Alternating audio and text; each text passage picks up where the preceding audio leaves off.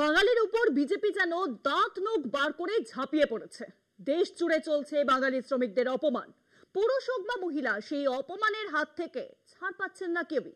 এরই পাশাপাশি দিল্লিতে বাঙালিদের ভিটে মাটি কাটতে চেয়েছিল বিজেপি সরকার, কিন্তু পারেনি।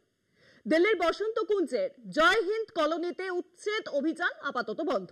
বৃহস্পতিবার দিল্লির পাতিয়ালা হাউস কোর্ট জানিয়ে দিয়েছে ওই এলাকায় এখন কোনো উচ্ছেদ অভিযান চালানো যাবে না।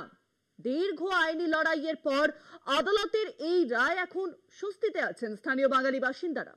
তৃণমূলের দাবি, বিজেপির বাঙালি বিরোধী নীতির বিরুদ্ধে এক ঐতিহাসিক জয়।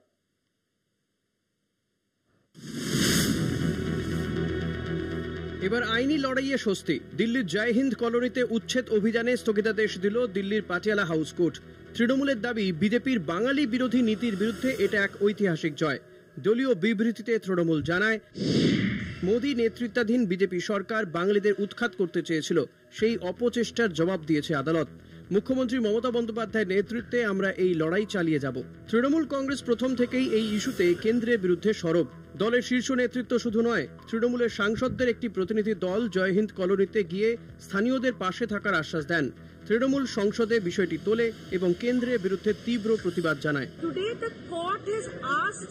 The authorities to restore those facilities, whether it is water or electricity, which is a crystal clear indication of the fact that what the government of India has started across the country against Bengalis. দিল্লির বসন্ত কুঞ্জের জয় Hind colony এক প্রকার mini Bangla. বহু দশক ধরে বাঙালি পরিবাররা এখানে বসবাস করছেন।